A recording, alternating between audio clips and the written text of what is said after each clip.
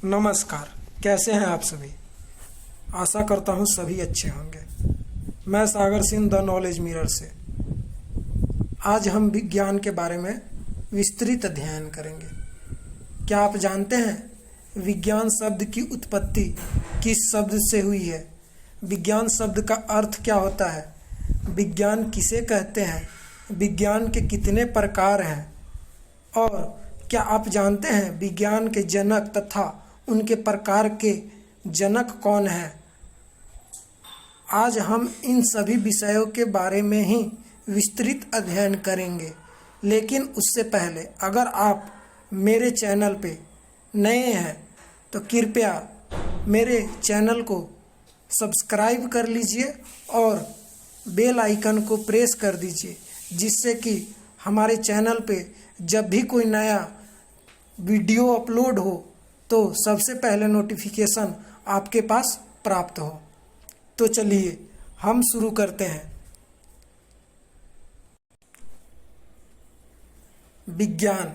विज्ञान को हम सभी इंग्लिश में, अंग्रेजी में साइंस कहते हैं। और साइंस शब्द एक लैटिन वर्ड साइंटिया से बना हुआ है, जिसका अर्थ होता है टू नो, अर्थात जानना। तो अगर आपसे अब कोई भी पूछे कि विज्ञान अर्थात साइंस शब्द किस शब्द से बना हुआ है और उस शब्द का नाम क्या है और उसका अर्थ क्या होता है, तो आप साधारण और सरल भाषा में कहेंगे कि विज्ञान शब्द, जिसको अंग्रेजी में साइंस कहते हैं, वह लैटिन शब्द के साइंटिया से बना हुआ है, जिसका अर्थ होता है टू नो, अर्थात जानना। अब अगर आपसे कोई विज्ञान की परिभाषा पूछे तो आप कह सकते हैं कि प्रेक्षणों पर आधारित क्रमबद्ध ज्ञान को विज्ञान कहते हैं। अब ये आप पूछ सकते हैं कि कैसे भाई, केवल प्रेक्षणों पर आधारित ज्ञान को ही विज्ञान कैसे कह सकते हैं? तो देखिए, अगर आप केमिकल का, जो रासायनिक तत्व होते हैं, पदार्थ होते हैं, उनका आप क्या करते हैं? प्रेक्षण करते हैं। उसका प्रेक्षण करने के पश्चात ही आप बता पाते हैं कि उसका गुण क्या है, उसका अवगुण क्या है, और भी कई चीज़ें। उसी तरह से अगर आप प्राकृतिक में जो भी घटित घटनाएं हैं, उन सभी के रिगार्डिंग भी, जैसे क्या, आप चलते हैं, अगर आप एक प्लेन फर्श पे चले या जहाँ पे स्लीपी प्लेस हो, कीचड़ वाला प्लेस हो, वहाँ पे आप चले तो आपका पैर क्या करेगा? स्लिप कर जाएगा, फिसल जाएंगे, आप फिसल के गिर जाएंगे। क्यों फिसल जाते हैं? क्योंकि वहाँ पे घर्षण की कमी होती है। घर्षण, जिसको अंग्रेजी में फ्रिक्शन कहते हैं। ऐसे आप कहे हैं तो घर्षण को साधारण भाषा में हम कहते हैं गति विरोधी बल, जो कि आपके गति को विरोध करता है। गति का क्या करता है? विरोध करता है। मतलब अगर फ्रिक्शन जहाँ पे ना हो, वहाँ पे आप अगर चलना हो, 1 कदम चलना हो, वहाँ पे आप 10 कदम आगे। अब जैसे क्या होता है, जहाँ पे आप फिसलन वाले जगह पे जाते हैं, पैर स्लिप करता है, तो क्या होता है, आप एक पैर बढ़ाते हैं और जाते कितने दूर तक है? वही चीज़। उसके अलावा भी और ले सकते हैं आप उदाहरण के रूप में। जैसे आप भौतिकी में सर आइजक न्यूटन के बारे में जानते होंगे, जानते हैं? तो उन्होंने सबसे पहले एक पेड़ के नीचे जब खड़े थे तो पेड़ से एक सेब का फल गिरा था, एप्पल।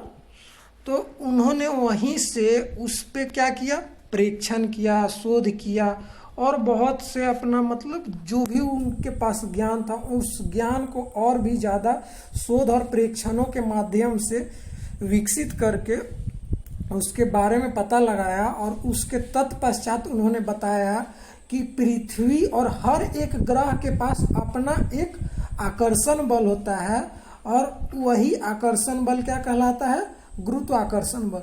तो जब भी किसी पेड़ से कोई फल गिरता है तो पृथ्वी के तरफ क्यों गिरता है? तो वह गुरुत्वाकर्षण बल के कारण गिरता है। अब आप ही जब पृथ्वी पर चलते हैं तो पृथ्वी के तरफ ही क्यों चल पाते हैं? आप एक फ्लैट दीवार पे क्यों नहीं चढ़ पाते हैं? अगर घर का दीवार बना हुआ है तो उस दीवार पे भी आप चल के चढ़ सकते हैं? नहीं चढ़ सकते, क्योंकि वहां पे आपको जो गुरुत्वाकर्षण बल चाहिए उस दीवार के पास उतनी नहीं होती है, जिससे वो आपको अपने तरफ अट्रैक्ट नहीं कर पाएगी। अगर आप चढ़ने की कोशिश भी करेंगे तो आप क्या होंगे? गिर जाएंगे।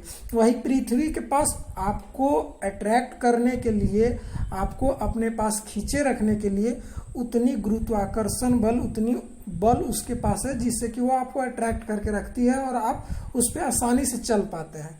ठीक है, आगे एक और परिभाषा आपके सामने मैं रखता हूं विज्ञान की, जिसे आप समझिए और बताइए। जिसमें लिखा है, जिस ज्ञान का संबंध प्राकृतिक की घटनाओं से होता है या प्रयोगों और परीक्षणों द्वारा प्राप्त क्रमबद्ध ज्ञान को ही विज्ञान कहते हैं।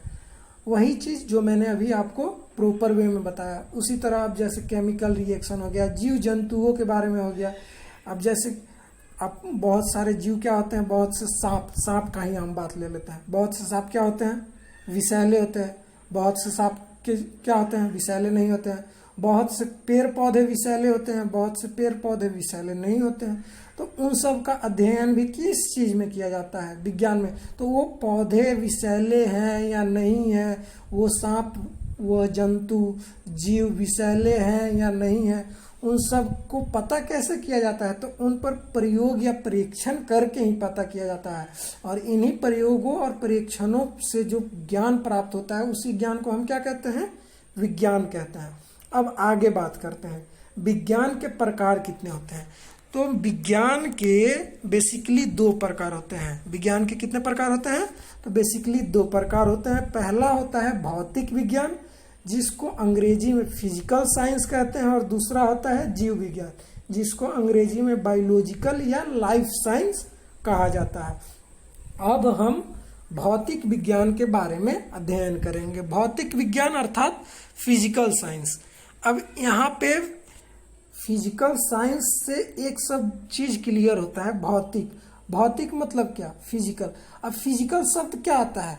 जो कि आप शरीर से करते हो, आप फिजिकली, मतलब जहाँ पे आप ऊर्जा लगाते हो या जहाँ पे निर्जीव चीजों पर आप कोई अध्ययन करते हो। तो साधारण भाषा में कहा जाए तो निर्जीव पदार्थों या अजीवित पदार्थों तथा ऊर्जा और उनसे संबंधित घटनाओं के विज्ञान को भौतिक विज्ञान कहते हैं।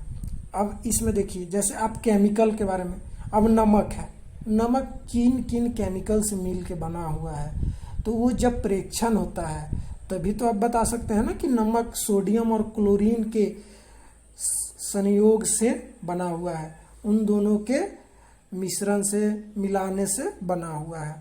ठीक, उसी तरह जल, वाटर, तो वाटर का क्या होता है रासायनिक सूत्र, केमिकल फार्मूला? तो H2O होता है। तो H2O को जब आप प्रयोग करेंगे, उस पर शोध करेंगे, उसके बारे में जानेंगे, तभी तो पता चलेगा ना कि उसमें हाइड्रोजन और ऑक्सीजन के अणु मिले हैं, तो जाके वाटर बना है, जल बना है। उसके अलावा आप जैसे अब बल के बारे में हुआ, अगर आप एक चेयर को एक स्थान से दूसरे स्थान तक रखते हैं, तो उसको एक स्थान से दूसरे स्थान तक रखने के लिए, हटाने के लिए आपको किस चीज़ का प्रयोग करना होता है? तो बल का प्रयोग करना होता है। तो वहाँ पे जो बल लगा वो क्या है? सजीव है या निर्जीव? जो बल लगा वो जीवित है? नहीं। जो केमिकल का आपने परीक्षण किया, जो टेस्ट किया, जैसे नमक का आपने टेस्ट किया, तो वो जीवित चीज़ है? नहीं है। उसके अलावा मैंने जल के बारे में बात किया, तो जल क्या जीवित चीज है? नहीं है। तो अर्थात फिजिकल साइंस में हम निर्जीवों और ऊर्जाओं से संबंधित विज्ञान के बारे में अध्ययन करते हैं। अब आपसे भौतिक विज्ञान की शाखाओं के बारे में पूछा जा सकता है। तो बेसिकली भौतिक विज्ञान की भी 2 ही शाखा होती हैं। पहली होती है भौतिकी, जिसको अंग्रेजी में फिजिक्स कहते हैं, और दूसरा होता है रसायन शास्त्र, जिसको अंग्रेजी में केमिस्ट्री कहते हैं। अब इन दोनों के बारे में हम फिर आगे अध्ययन करेंगे। उससे पहले हम विज्ञान की दूसरी शाखा, जिसे जीव विज्ञान कहते हैं, अंग्रेजी में बायोलॉजिकल या लाइफ साइंस कहते हैं, उसके बारे में अब अध्ययन करेंगे। यहाँ देखिए जीव विज्ञान, जीव शब्द से ही क्लियर होता है कि यहाँ हम जीव जंतुओं पेड़ पौधों के बारे में, अर्थात जिसमें जीव हो, प्राण हो, अर्थात जो सजीव पदार्थ हो, जो जीवित पदार्थ हो, उसके बारे में हम अध्ययन करेंगे। तो यहाँ आप सरल और साधारण शब्द में कह सकते हैं सजीव पदार्थों या जीवित पदार्थों तथा उनसे संबंधित घटनाओं के अध्ययन को ही जीव विज्ञान कहते हैं। अब जीव विज्ञान के भी दो शाखाएं होती हैं, जीव विज्ञान की भी दो शाखाएं होती हैं। कौन कौन सी? तो जीव विज्ञान की पहली शाखा है जिसे जंतु विज्ञान या प्राणी विज्ञान कहते हैं, जिसको अंग्रेजी में जूलॉजी कहते हैं, और दूसरी शाखा है वनस्पति विज्ञान, जिसको अंग्रेजी में बॉटनी कहते हैं। अब आपको एक छोटी सी मैं ब्रीफ दे देता हूँ। जंतु विज्ञान या प्राणी विज्ञान, अर्थात इसमें शब्द से ही अर्थ निकल रहा है, जंतु मतलब जीव जंतु, प्राणी जिसमें जीव जंतु और प्राणियों के बारे में अध्ययन किया जाता है, वह कौन सा विज्ञान हो गया? जंतु विज्ञान। और वनस्पति विज्ञान, यहाँ पे भी शब्द से ही अर्थ आपका निकल रहा है, वनस्पति मतलब जहाँ पेड़ पौधों, खाद्य सामग्री और भी औषधि, इन सभी के बारे में जिस विज्ञान के अंतर्गत अध्ययन किया जाता है उसे कौन सा विज्ञान कहते हैं? वनस्पति विज्ञान, बॉटनी। अब हम नेक्स्ट वीडियो में विज्ञान तथा उनके शाखाओं के जनक के बारे में अध्ययन करेंगे। तब तक के लिए इतना ही, और कृपया करके आप हमारे चैनल को सब्सक्राइब कर लीजिएगा, हमारे चैनल को सब्सक्राइब कर लीजिएगा और बेल आइकन को प्रेस कर दीजिएगा, जिससे कि हमारे चैनल पर जो भी नया वीडियो अपलोड होगा सबसे पहले उसका नोटिफिकेशन आपके पास प्राप्त हो। धन्यवाद।